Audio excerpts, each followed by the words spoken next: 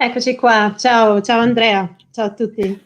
Eccoci qua, benvenuta Serena, felicissimi di proseguire questa attività legata alla community di Art Rights Prize. Questa volta si parla di arte digitale. Serena Tabacchi, come stai Serena? Molto bene, grazie, grazie ancora di questo invito, sono molto contenta di essere qui con voi tutti oggi, grazie a tutti quanti. Aspetta che abbiamo qualche problemino su Instagram, ci riproviamo. Queste sono Il bello della diretta, eccoci. dal profilo tuo personale, giusto Serena, sì? Se vuoi, sì, o l'altro Con di Mokta? Mokta. Ok, allora un secondo. Sono sul profilo di Mokta, ora eccoci qua. Esatto.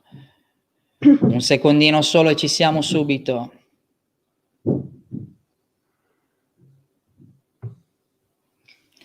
E così arriva anche Serena, un attimo che si colleghi. Eccoci. 2 secondini che Dovremmo arriviamo esserci. su Instagram perché non si stava. All in Italian for today, yes, but it's possible to have the subtitles in the next week, in the next days in realtà. Un secondino che blocchiamo anche qua. Si stiamo collegando, iniziamo subito tutti quanti, perdonatemi sulle altre piattaforme e ci siamo subito. Si sta connettendo, speriamo di esserci a breve. La linea va. Serena, iniziamo subito. Digital entrepreneur, curatrice, scrittrice, hai lavorato alla Tate Modern di Londra, fondatrice e direttrice del MOCDA, il Museum of Contemporary Digital Art, impegnata nella ricerca e nello studio sul come allestire e curare l'arte digitale in spazi virtuali online. Serena contribuisce regolarmente con articoli su arte e tecnologia per The Observer ed è curatrice della fiera d'arte digitale e contemporanea del CADAF, con le ultime edizioni a Miami e online. Qua continuiamo ad avere... Esattamente. Grazie di questa introduzione. Ti ho mandato di nuovo un'altra richiesta su Instagram, speriamo di farcela. Eccolo qua. E sei anche ambasciatrice di Women in Inclusion presso Blockchain Game Alliance ed organizzatrice di... direi un ottimo pedigree. Come sei arrivata all'arte digitale? Partiamo da un po' più lontano. Ok, eccoci qua. Mi vedi anche su Instagram, solo per fare un Si sta controllo? collegando. Ok. Vediamo. Come sono arrivata all'arte digitale? È una bella storia. Allora, diciamo che nella mia vita, nel mio percorso, ho toccato vari campi, ho affrontato vari argomenti e quello dell'arte è sempre stato un po' nel cuore, un po' a livello familiare, in quanto molti dei miei appunto nonni, parenti, sorelle, eccetera, sono nel settore dell'arte, ma anche molti amici. Quindi questa influenza è sempre stata una parte molto, molto vicina a me. E poi ho seguito anche proprio il percorso di molti amici che come mestiere fanno proprio quello dell'artista. E quindi è sempre stata una professione che mi ha affascinato molto. Io personalmente non sono un artista, non mi reputo tale, però mi piace tantissimo scoprire l'arte, scoprire quello che succede, come avviene il processo. E il digitale è un qualcosa che mi affascina in particolar modo perché apre le porte a delle possibilità infinite. E penso che in questo momento proprio di Covid, purtroppo, dato che siamo in qualche modo costretti a lavorare da casa, molti di noi, ci può connettere con il mondo e appunto aprirci a quello che è sia un mercato, ma anche un'esperienza proprio di artistica, di condivisione e di collaborazione con artisti internazionali. E soprattutto anche iniziare a dare vera e propria dignità di essere a quella che è l'arte digitale, quindi un vero medium a tutti gli effetti. Ormai non dovremmo avere più dubbi in tal senso, seppure inizialmente in qualche modo difficilmente, non dico accettata, perché poi in realtà c'è sempre stata grande curiosità, però è arrivato probabilmente anche il momento sociale di pensare che possa essere collezionata, che possa essere conservata, che possa essere esposta e che abbia delle necessità specifiche nel suo racconto e nelle sue attività. Mi date un attimo conferma che si veda Serena su Instagram? Sì, dateci conferma, perché io riesco a vedermi qui dallo schermo, ma non so se... A me rimane girando, quindi se cortesemente qualcuno nei commenti ci dà conferma su Instagram, Jacopo, qualcuno? Okay. Altrimenti posso provare dal mio account. Adesso vediamo se qualcuno... Ok, sì, si vede, mi dicono che si vede, invece a me rimane Si vede? girando, però io sono sicuro che ci sei, Okay. se ti vedono perfetto, ci sentite perfettamente, vi Perfetto. ringrazio. Ok, possiamo andare avanti. Benissimo. Grazie, Quindi dice grazie. prima di andare oltre per 1 ora e poi dopo scoprire che rimane a me la clessidra mentre giri, vedi questo è l'aspetto del digitale. Il digitale va affrontato Sì. anche nelle dinamiche normali, quotidiane, e anche l'arte in qualche modo presenta tantissime sfide. Da un lato per gli artisti, l'utilizzo di software digitali. Iniziamo subito, secondo te la definizione di arte digitale? Perfetto. Allora, questa è la mia definizione di arte digitale, ma penso che la condividano in molti. Per me l'arte digitale, o quello che comunque viene creato dall'artista che si occupa di arte digitale, è qualsiasi arte che comprenda il digitale come parte integrante della creazione o del rendering, ovvero della visualizzazione o del modo in cui l'arte viene fruita.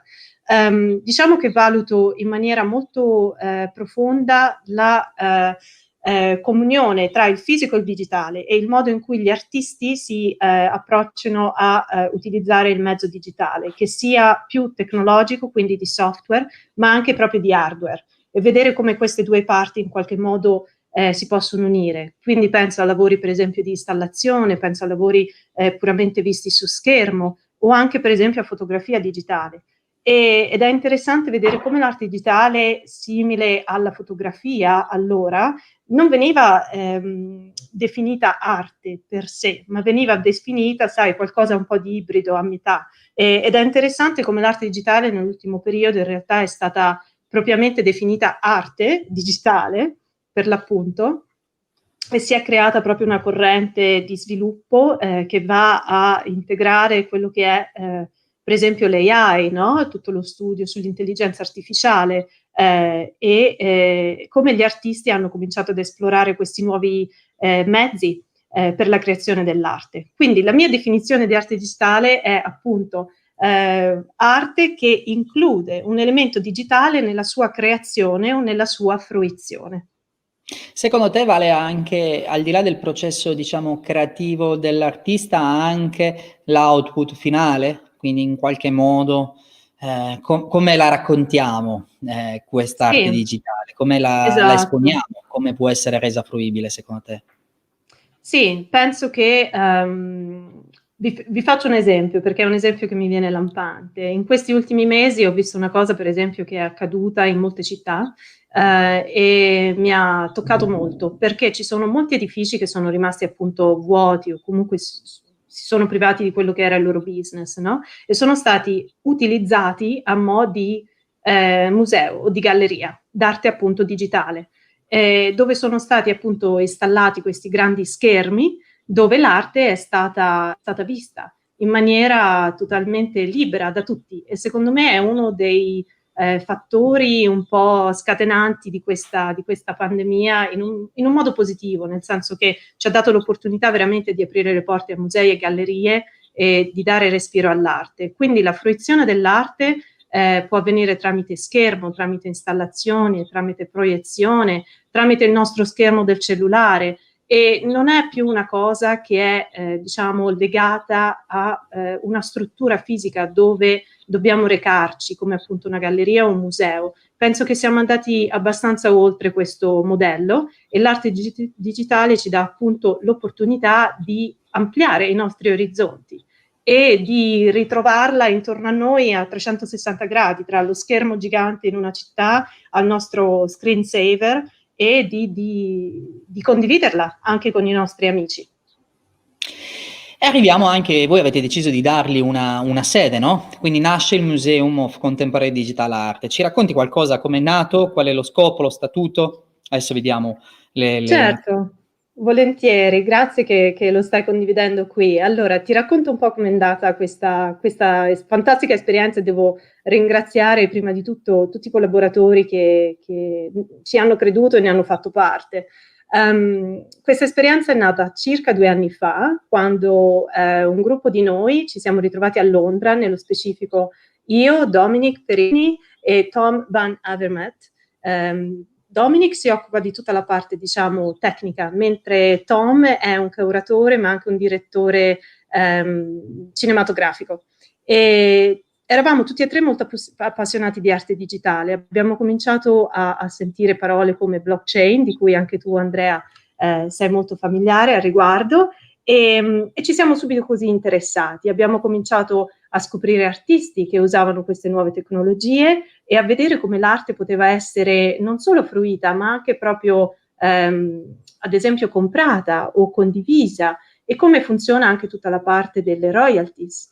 E questa cosa ci ha, diciamo, aperto un mondo, e ci siamo anche resi conto che in realtà non esisteva un posto, una sede puramente digitale dove costruire sia una collezione d'arte digitale, ma anche dare informazione e quindi condividere in maniera totalmente libera l'arte digitale, appunto, e parlare degli artisti e di come questi lavorano.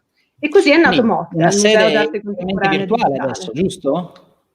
Sì, totalmente virtuale, quindi l'arte vive in varie gallerie online, in vari spazi che possono essere navigati online, ma anche appunto sul nostro sito e sui vari social media. Quindi c'è proprio questa distribuzione dell'arte in maniera totalmente decentralizzata e condivisibile. Aspetta un attimo che sei scomparsa dall'altra parte. Ai ai ai. Aspetta un attimo, adesso ti Aspetta. rimettiamo dentro. Ah, La ok, dici che tecnologia sei ci in aiuta. pausa. Invia richiesta. Eccoci, stiamo Torna tornando. subito che qua c'è l'ansia.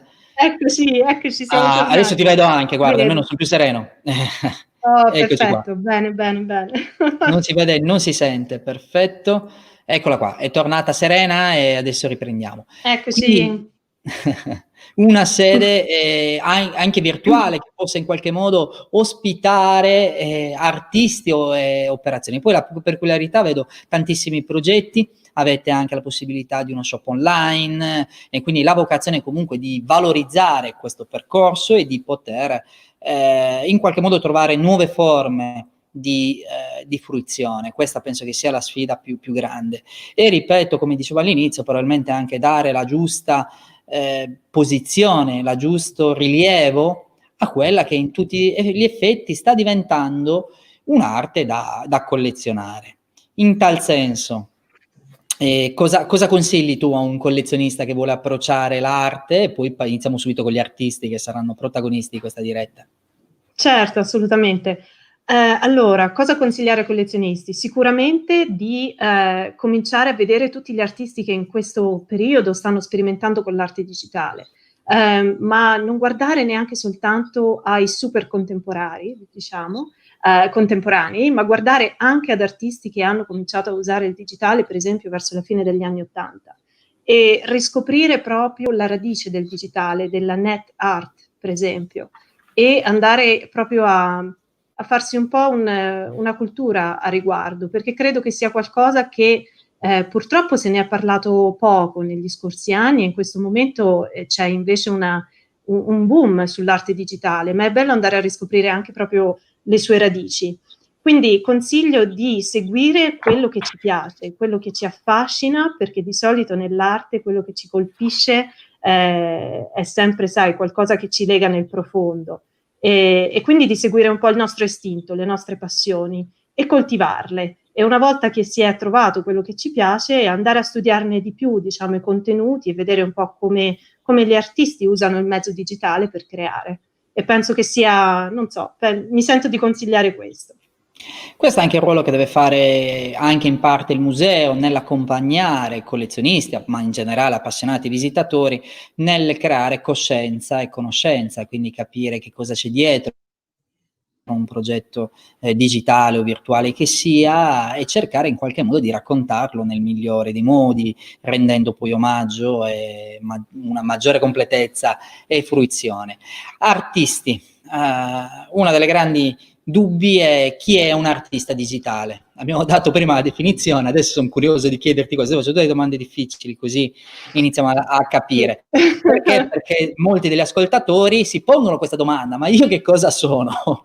Sono un artista digitale? Certo. Sono un artista fisico? Un'altra domanda che riceviamo da tempo è: se faccio la base sull'immagine digitale, poi la stampo e ci opero sopra, che cosa sono? Bella domanda. Guarda, ti rispondo. o perlomeno cerco di risponderti nella maniera più completa. Non amo fare distinzioni, perché secondo me chi crea, diciamo, e vive nel contemporaneo si definisce artista contemporaneo. Quindi il digitale, diciamo, è una tecnologia, è un mezzo che viene applicato a come l'arte viene appunto creata e fruita. Detto ciò, ovviamente ci sono delle categorie, delle micro categorie nelle quali magari uno si sente più, diciamo, incline a partecipare o a sviluppare determinate skills, diciamo così. In questo senso l'artista digitale è colui o colei che usa appunto una tecnologia che può essere di un software, ma può essere anche di un hardware, applicata o a qualcosa di fisico o a qualcosa di puramente digitale. Quindi alla domanda se uso qualcosa di fisico e poi applico qualcosa di digitale sopra, l'arte può essere benissimo considerata digitale, in quanto per esempio ci sono dei quadri ai quali viene poi applicata un'animazione.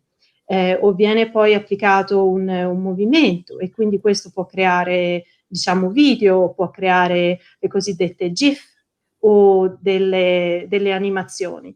Quindi mi sento appunto di ampliare il concetto di arte digitale e non di restringerlo. E poi c'è anche appunto tutto quello che è l'arte puramente digitale creata con lo schermo per lo schermo.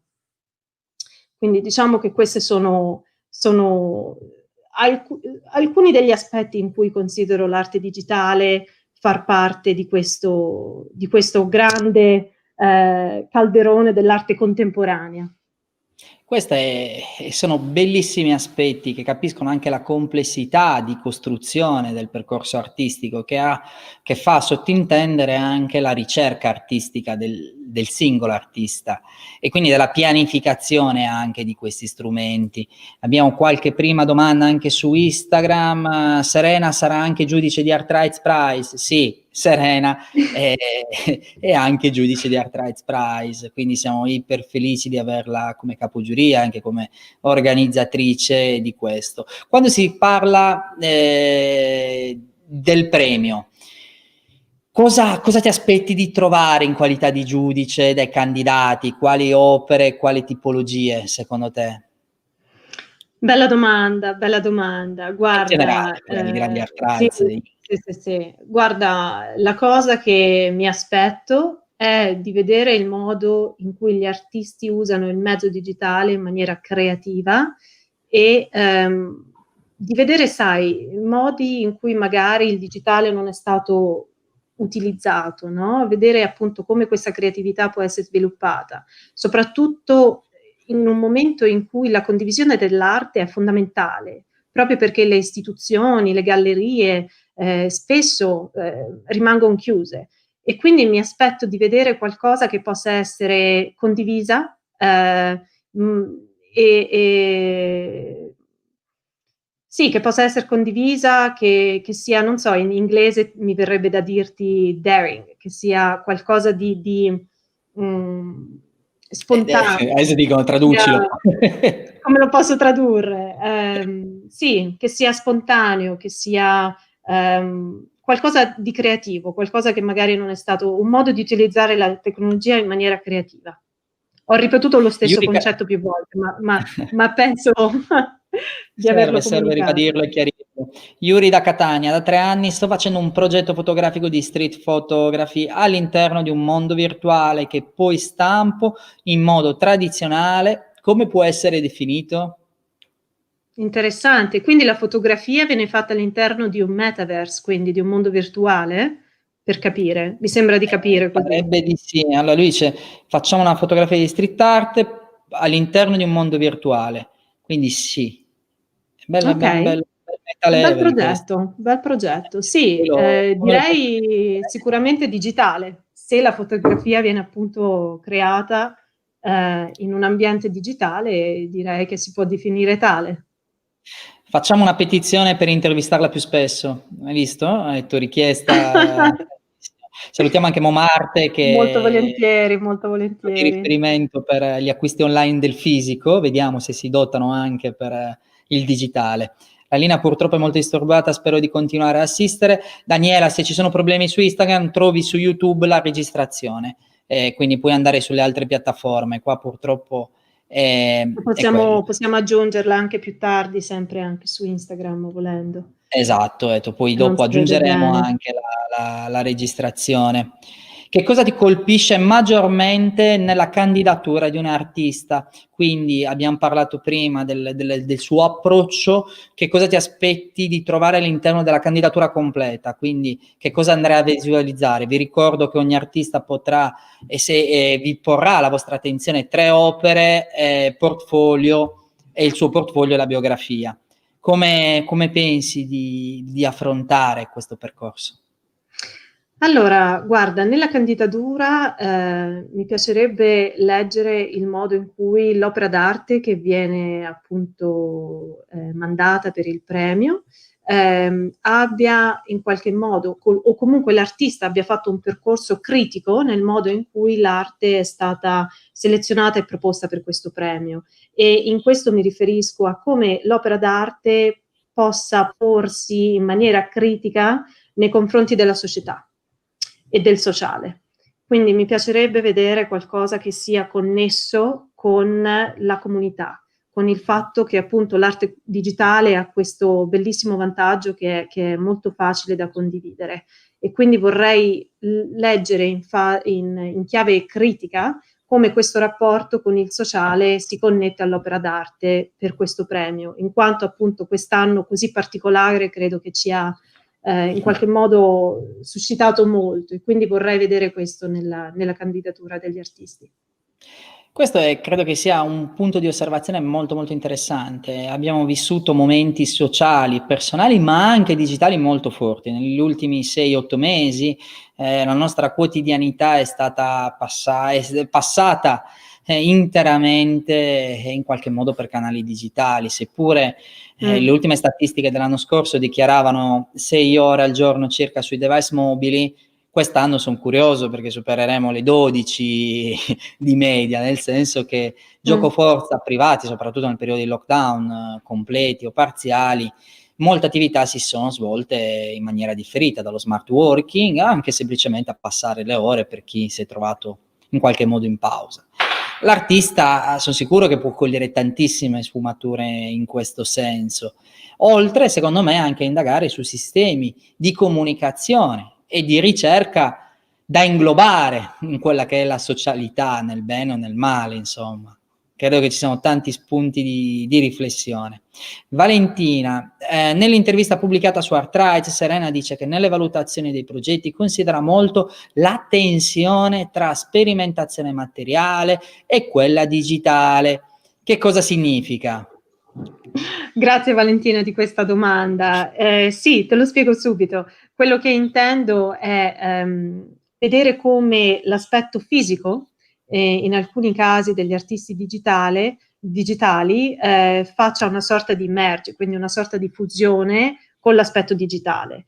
Mi interessa molto e mi affascina moltissimo vedere come il fisico si traduca in digitale e viceversa. Quindi questa forte connessione tra come relazionarci con questa realtà fisica di cui noi facciamo parte e quella appunto digitale. Quindi mi riferisco a tutto quello che può essere anche all'interno del gaming, per esempio nell'esperienza di gioco, nell'esperienza di social media e nella nostra vita, diciamo, nel nostro avatar virtuale. Quindi vedere questa tensione tra la nostra presenza nel mondo reale, la nostra presenza nel mondo virtuale, e vedere appunto come le due possano in qualche modo avvicinarsi. Quindi questa sperimentazione mi affascina molto. Inoltre il MOCDA, allora trovate l'intervista di Serena su Artright Magazine, è iper interessante, immaginiamo già questo dettaglio tra materiale e digitale, capiamo quanto è sofisticato e quanto è approfondito il ragionamento su questa tematica, quindi le trovate online, sono gratuite, sono ottime occasioni di approfondimento. Il MOCDA è anche partner del premio e ha messo a disposizione un'ora di curator advisor, quindi un'ora di advisor curatoriale da parte del team dei curatori professionisti del museo, e poi la mostra di una settimana sulla piattaforma digitale del museo. Quanto è importante il supporto da parte di esperti per validare il percorso di un artista digitale, tenendo conto che tutto in grande sperimentazione, più o meno, poi in realtà ci sono grandi eccellenze in Certo, questo. è tutto in corso d'opera, in qualche modo. Certo. Cosa succede con gli artisti che seguite come Mokta Museum? Come li selezionate? Qual è il supporto che date loro? E anche qual è l'importanza poi, che ovviamente è inutile dirlo, però è bene spiegarlo. Certo, certo, assolutamente, grazie di questa domanda. Guarda, il modo in cui noi stiamo selezionando, ad esempio, gli artisti che entreranno a far parte della collezione permanente del museo, è tramite la selezione di opere e anche del lavoro degli artisti che sia appunto in qualche modo che abbia questa chiave critica nei confronti del sociale. Perché appunto noi andremo a costruire una collezione d'arte permanente che sarà in qualche modo uno storico dell'arte contemporanea digitale per il futuro. Quindi è importante per noi selezionare delle opere che hanno in qualche modo toccato la storia che stiamo vivendo tutti i giorni, che siano in qualche modo rappresentanti dei nostri tempi, dell'uso della tecnologia e di quello che sta avvenendo appunto nella vita che viviamo. Quindi è importante che ci sia questa relazione con il sociale, con la community, che è un po' la base dell'arte digitale e contemporanea. Quindi questo è il modo in cui noi spesso selezioniamo le opere d'arte e gli artisti con i quali lavorare. Detto ciò, abbiamo anche appunto dei servizi di curatorial dove i nostri curatori supportano gli artisti che vogliono entrare in questo settore o in qualche modo già sperimentano con il digitale, ma magari vogliono conoscere di più gli aspetti di mercato, gli aspetti di esposizione e sono meno, diciamo, a conoscenza di quelli che sono gli spazi virtuali per esposizione o per anche connettersi con un pubblico digitale, quindi che non sia all'interno di gallerie e musei, ma come andare a connettersi appunto con il resto del mondo. E tramite queste sessioni, appunto, una è stata messa a disposizione per il premio di Art Rights, andiamo esattamente a toccare questi aspetti e un po' ad indirizzare gli artisti ed aiutarli nel loro percorso tramite appunto del knowledge sharing, quindi della condivisione di conoscenza per quello che riguarda la loro arte specifica e come questa può essere condivisa appunto con il resto del mondo attraverso il mezzo digitale.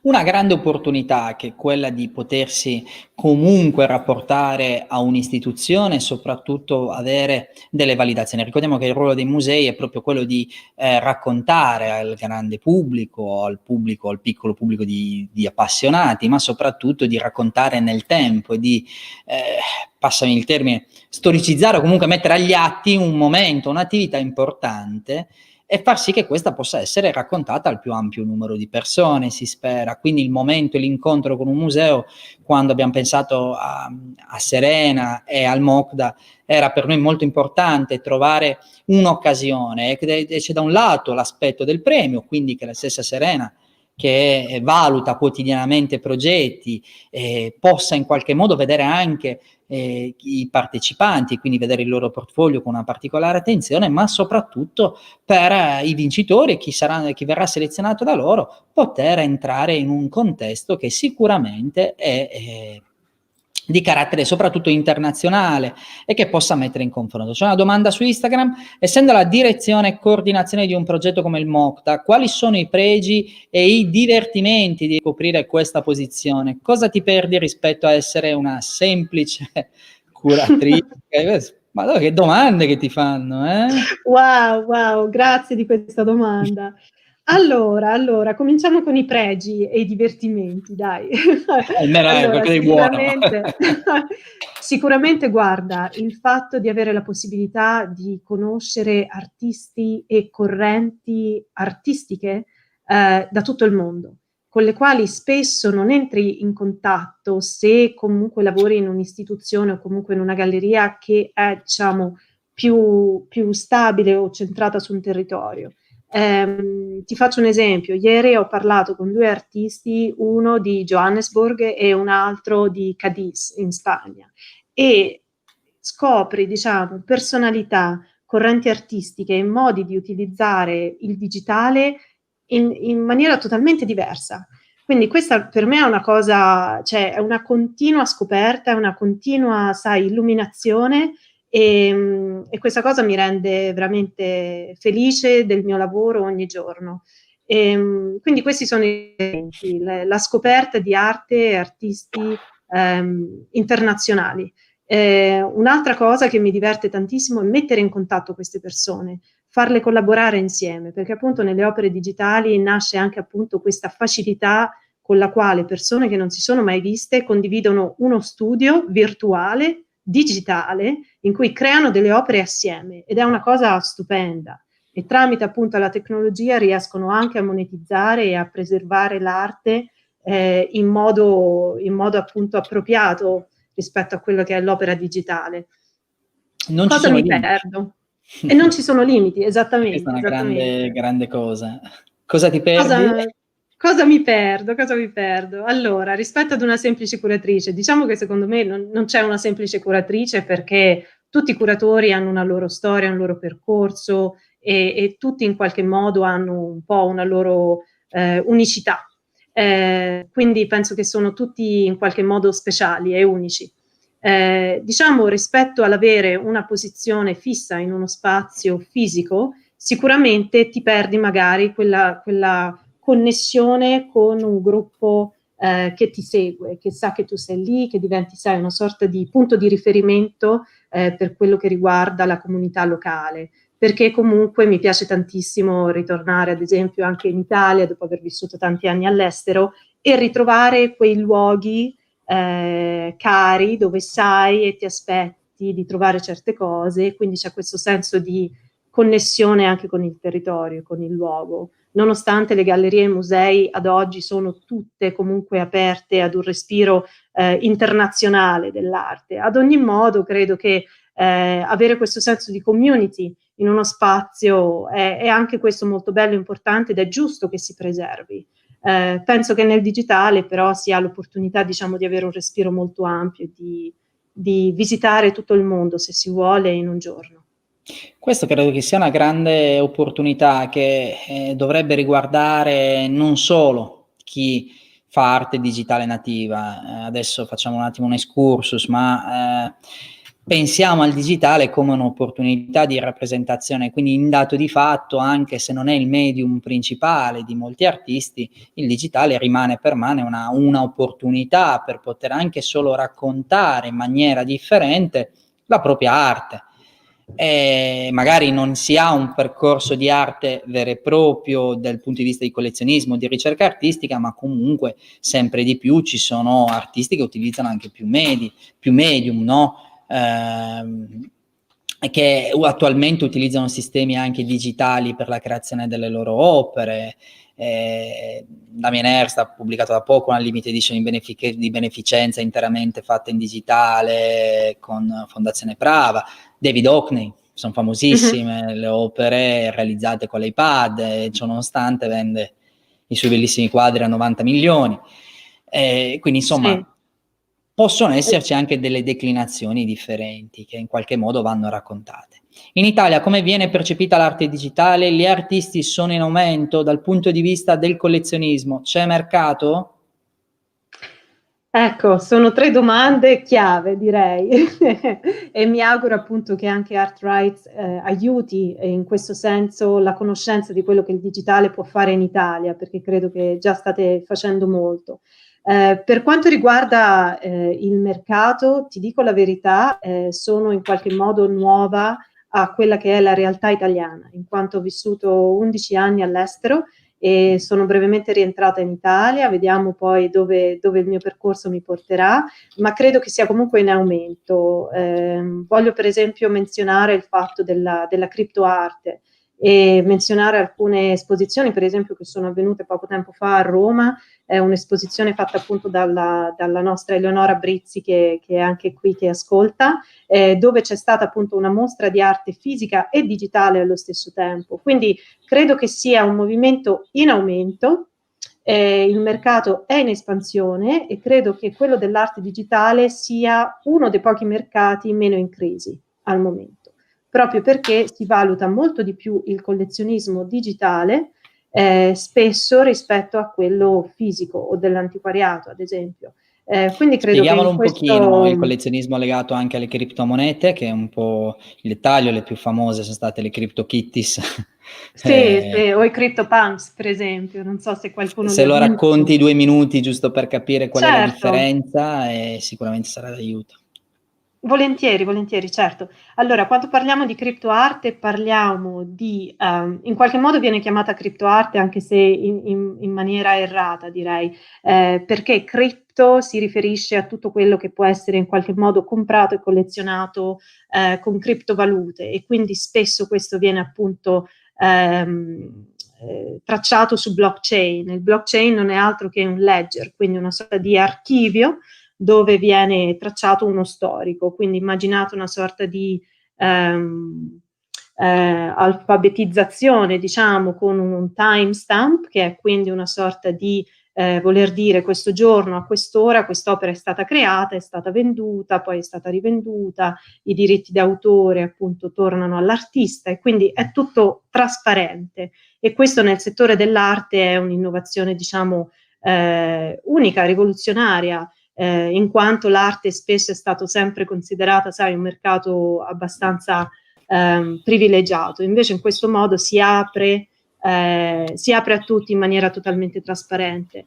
Per quanto riguarda il movimento di criptoartisti e criptoarte, devo dire che in Italia fanno, diciamo, un po' hanno aperto un po' il tutto questi artisti, questo duo artistico a Catao, ad esempio, ma ci sono anche molti altri artisti che stanno costruendo arte in voxel, quindi in tutti i cubetti, diciamo, che poi vengono composti. Per esempio, prendiamo in esame i CryptoPunks, che sono appunto una collezione limitata di facce, di profili, costruiti esattamente con una linea di codice. Questa linea di codice poi è stata salvata su blockchain, e quindi quello che si va a comprare è la prova che quest'opera d'arte in maniera encrypted, quindi a livello di codice, viene poi fatta un'esposizione, quindi viene fatto un rendering visivo, però si ha la totale ownership, quindi proprietà sia dell'opera d'arte digitale che del file, diciamo. Quindi è una cosa totalmente, sai, rivoluzionaria, che sta prendendo piede soprattutto anche nel gaming, in quel che è l'arte all'interno di giochi basati anche su blockchain. È un aspetto estremamente interessante e in totale fase di espansione. Nuovi canali, nuove soluzioni. Io e te facciamo parte anche della IS, dell'Art International Standard, che è un'associazione appunto delle realtà e start-up e società che operano nel digitale, e che noi siamo parte con ArtRights, voi col Mocta, che si occupa appunto che sta provando a capire se esiste un sistema per mettere insieme più operatori e quindi condividere un sistema per la certificazione e l'identificazione delle opere, siano esse digitali o fisiche, grazie all'utilizzo anche delle nuove tecnologie. Ci riuniamo adesso la prossima settimana di nuovo e ci riuniamo costantemente con un grande challenge di visione, no? E di unire quelle che sono le menti di tutta Italia. Noi siamo gli unici rappresentanti in Italia, tu mi spiace ma fai capo da Londra, al di là che sei tornata. Già, spero di essere più presente qui nel territorio, ma indubbiamente anche il tuo lavoro, Andrea, voglio dirlo a tutti, è estremamente importante conoscere le possibilità che sono disponibili ad oggi per la protezione dell'arte e la sua condivisione, e soprattutto per proteggere gli artisti e chi poi vuole collezionare l'arte e condividerla, anche attraverso appunto delle mostre, delle esposizioni o portarla anche all'estero.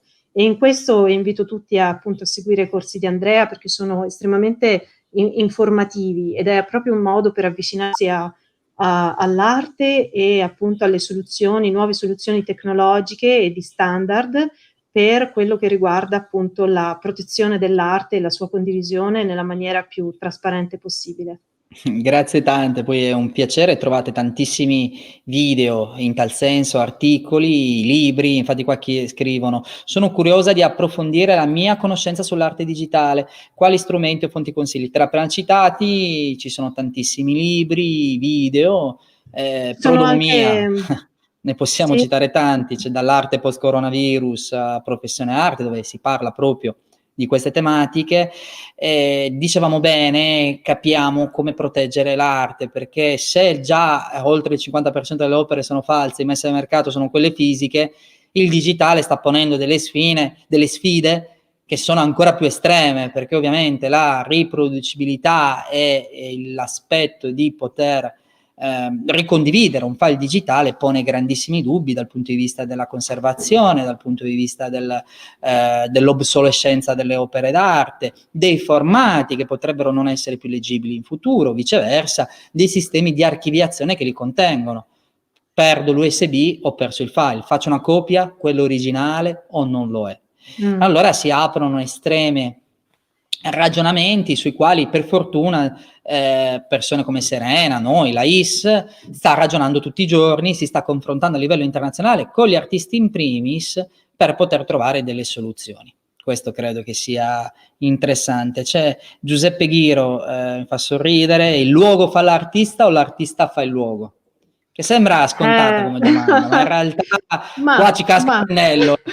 Che facciamo?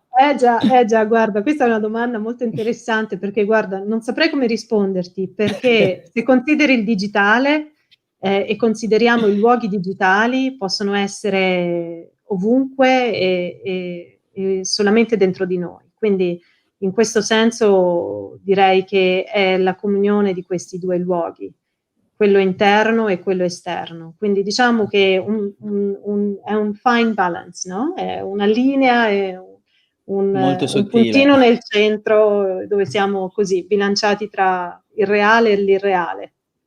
Dobbiamo fare, secondo me, una grande differenza, comunque in generale, tornando anche alla domanda di prima, se mi posso considerare o meno un artista digitale o meno.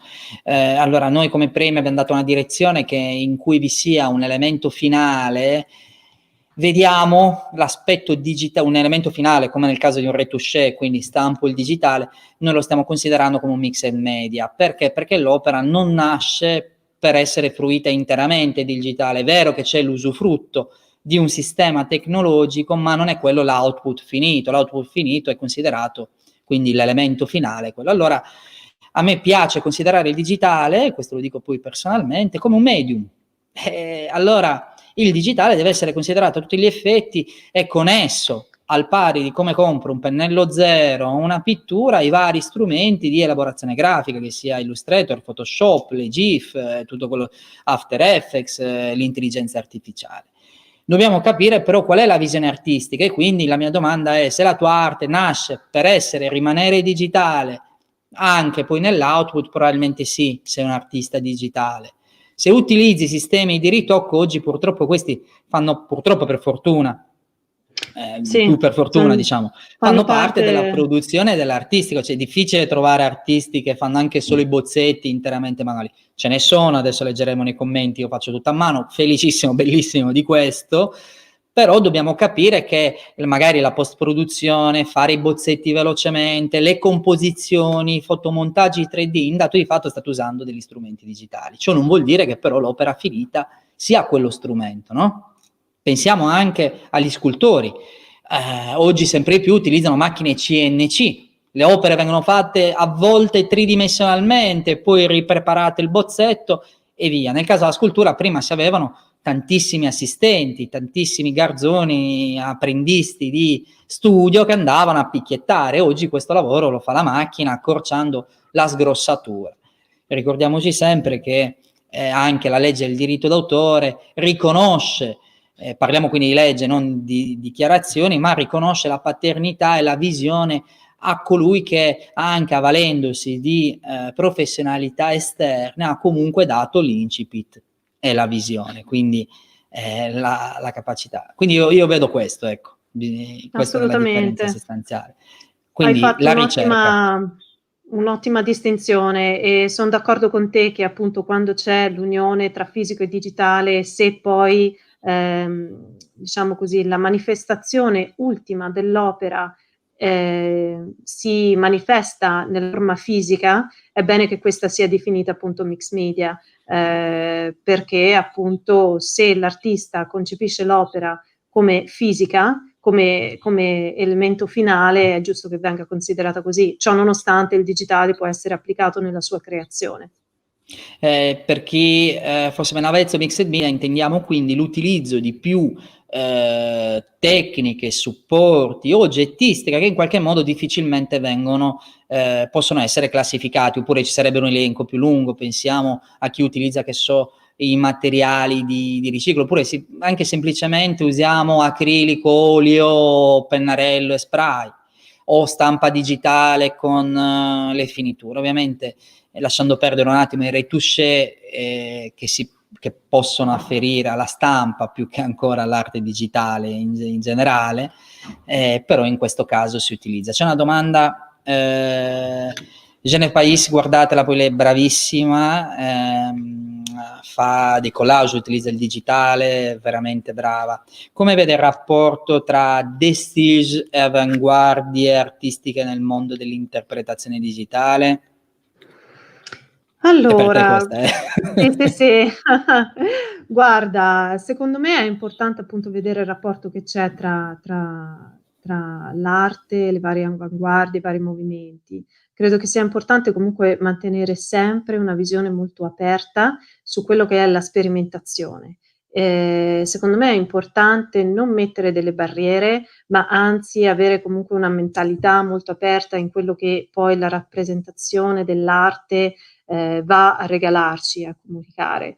Quindi la vedo come una sorta di work in progress, di arte in continuo movimento e di sperimentazione da parte degli artisti. E vorrei ripercorrere un po' quello che ho detto prima, nel senso che quello che mi aspetto anche di vedere nelle vostre application per il premio è vedere proprio il modo in cui l'arte viene in qualche modo concepita per quanto riguarda la sua visione critica con il pubblico e per la sua condivisione. Quindi credo che sia importante oggi, come non mai, avere una mentalità molto aperta, cioè avere proprio questo mindset aperto nei confronti dell'arte e di come i vari mezzi vengono applicati e usati insieme. E quindi non classificare, ma altresì unire e vedere questa nella maniera più ampia dell'arte contemporanea.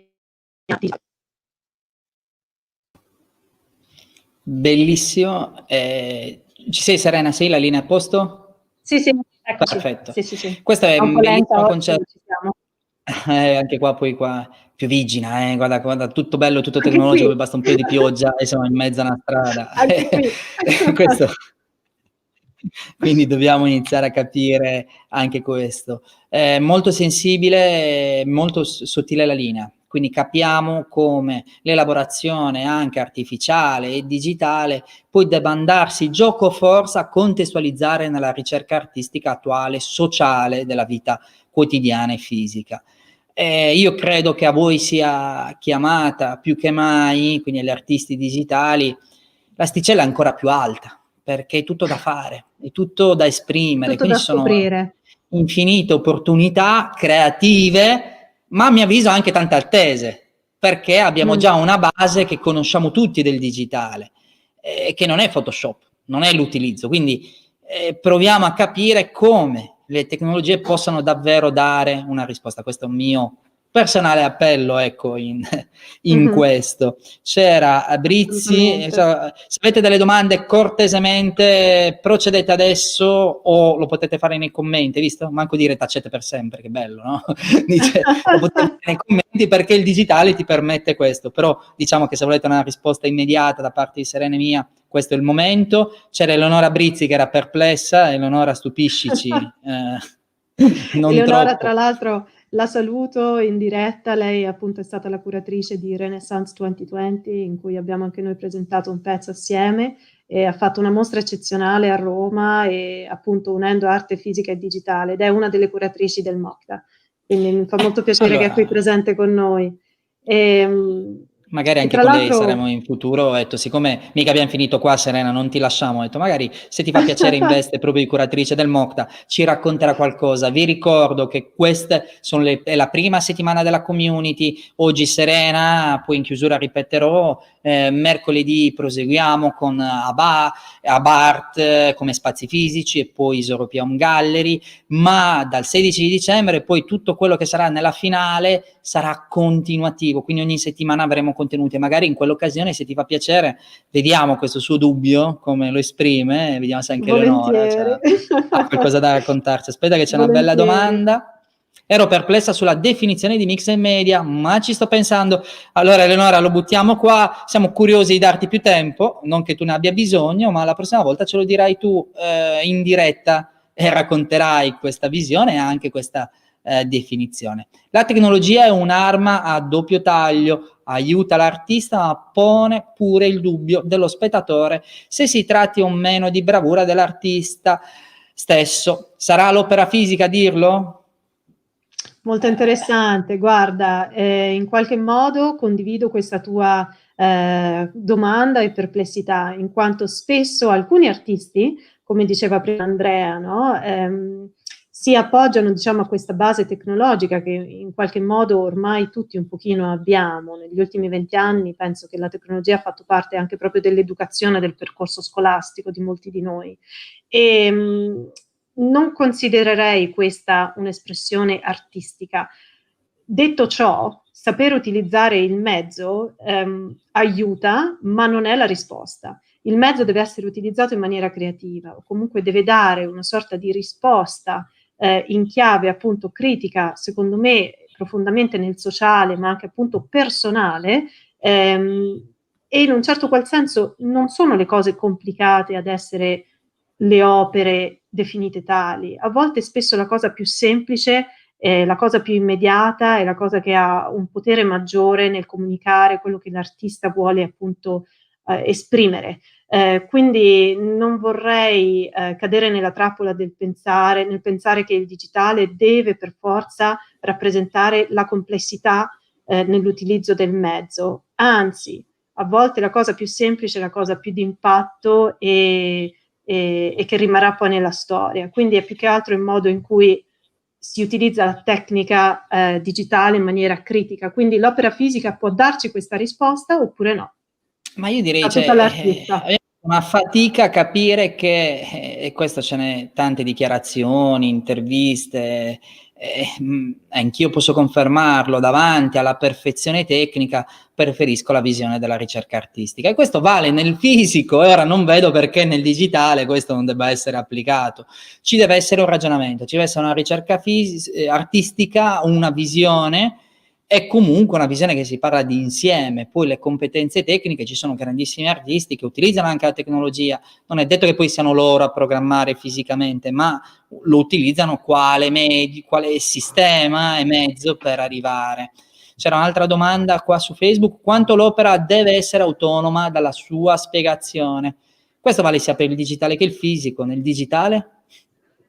Allora, guarda, secondo me questo dipende molto dall'artista, nel senso che, sai, alcuni artisti sono in grado di comunicare anche a parole quello che vogliono esprimere con la propria opera, mentre altri artisti in qualche modo lasciano l'opera vivere la stessa di vita propria. Quindi credo che sia un po' una sorta di scelta da parte dell'artista. Non credo che sia un stare da una parte o dall'altra, non credo che debba sempre comunque essere legata alla sua spiegazione. Penso che sia importante per l'artista saperlo, qual è il motivo e la spiegazione per l'opera, ma non è detto che questo deve essere sempre e comunque comunicato al pubblico. La libera interpretazione è in qualche modo appunto la chiave anche di lettura che favorisce al pubblico la connessione con l'arte. E poi soprattutto non semplifichiamo troppo, nel senso che sono storie già, come dire, assodate, no? Spesso si dice, la deve capire il pubblico, io non devo spiegare. Io ci vedo sempre a volte una sincerità, a volte una sana furbata, per non dire altri termini, da parte dell'artista. Anche queste secondo me sono cose che pian piano bisogna andare un attimino a superare, e quello che deve essere chiaro è perché l'hai fatto. Cioè alla domanda di un artista devi essere in grado di spiegare perché l'hai fatto, questo almeno personalmente dal punto di vista tecnico. C'era una domanda qua, poi dobbiamo andare verso la chiusura fra poco su Instagram, soprattutto perché poi cade. Nell'ambito fotografico il ruolo di stampatore digitale, che parte di paternità può essergli assegnata nell'opera? Questa, Andrea, forse è anche più per te che per me, però sì, Allora, dobbiamo ovviamente. ricordare che anche per quanto riguarda i vecchi stampatori, che siano xilografie, che siano serigrafie, che siano incisioni, il loro ruolo era molto molto importante. La fotografia ha vissuto un ambiente, un'evoluzione molto forte, passando dal digitale all'analogico. L'analogico era di per sé già un qualcosa in cui la stessa stampa poteva avere delle sfumature di tipo artistico con l'utilizzo dei sali di argento, con delle esposizioni più o meno prolungate. Tutto questo oggi nella stampa digitale è un fattore più di qualità di output che probabilmente di fattore artistico, salvo per alcuni artisti i quali comunque intervengono in maniera sostanziosa nel processo di stampa. Quindi se la domanda è se lo faccio stampare da Tizio Caio al 24 ore Express, probabilmente l'incidenza non è da considerarsi tale, e tanto meno. E poi comunque la paternità rimane in capo all'artista. Questo è sempre così. Lo stampatore, come dicevo prima, un fornitore di servizi, ma vale anche nel momento in cui si dovesse avere degli assistenti che in questo caso partecipano. Ci sono grandi casi nella storia che fanno quello. Sì. Ti posso fare un esempio, se può aiutare, per Certo. aiutare a rispondere a questa domanda. Ad esempio, se prendiamo il caso di Damien Hirst, io ho lavorato ad un progetto con lui e con il suo studio alla Tate, e abbiamo fatto delle edizioni limitate delle sue opere, e queste erano firmate dall'artista, e quindi erano di creazione dell'artista, ma erano in qualche modo supportate in un buon 70% dallo studio dell'artista, e quindi diciamo poi la creazione veniva anche svolta da tutti gli assistenti di studio, e quindi ne facevano parte integrante per quanto riguarda appunto la creazione dell'opera, però l'idea e diciamo così la matrice era generata dall'artista in sé. Questo per farti un esempio pratico, spero che... Assolutamente sì, pensiamo anche a Costabi, pensiamo ai tanti artisti che in qualche modo oggi hanno sotto di sé un team, pensiamo a Murakami con la sua factory online, fa vedere le decine di persone impegnate nella produzione delle sue opere. Sono ovviamente dei casi più unici che rari, parliamo di artisti di questo genere, probabilmente li contiamo veramente sotto il centinaio al mondo, che possono permettersi questo tipo, ma generano anche un indotto d'affari tale da giustificare. Pensiamo anche a Andy Warhol, alla sua factory, ripeto, vi è sempre. Allora io direi che andiamo verso la chiusura, sei stata iper squisita, abbiamo fatto un'ora piena insieme. Quindi Serena ti inizio a salutare qua su Instagram, vi ringrazio, vi ricordo a tutti, avete tempo fino al 30 di novembre per inviare la propria candidatura all'arte digitale. Abbiamo tantissima attenzione, un'esposizione che sarà digitale e non solo, ma anche fisica, dove esporremo le opere, quindi avete tanto da raccontare, una grande opportunità per dare il massimo in tal senso. Un'opportunità per essere raccontati. Inoltre vi ricordo che chi aderisce al premio, chi si candida ha anche Art Rights gratis per un anno per poter catalogare, censire e certificare le proprie opere d'arte, quindi un'occasione, diciamo, interessante. Serena, io ti ringrazio, sei stata È stata iper veramente... disponibile. Grazie a te Andrea per l'invito, grazie a tutti voi che avete fatto delle domande interessantissime e aspetto le vostre application, se avete domande sull'arte digitale, sul premio, mandatecele, sui social media siamo disponibili e aspetto di vedere le vostre opere. Grazie 15 ancora a secondi, tutti. ci vediamo entro il 30 novembre, aspettiamo, ci vediamo mercoledì e venerdì con altri appuntamenti della community. Grazie tante, scusami. Ok. Eccoci. Aspetta un secondo solo, chiudiamo qua e sono tutto tuo e arriviamo anche alle chiusure da questa parte. Siamo in onda su vari canali. Wow, qua la Rai, altro che in multirete. Quindi Serena, nel bene del digitale, con mezzi più o meno avanzati, siamo riusciti a garantire questo bel contenuto. Io ti ringrazio di cuore, sei stata iper disponibile e iper interessante. Vi ricordo l'intervista di Serena su Art Rights Magazine e vi aspetta al Gere. Serena.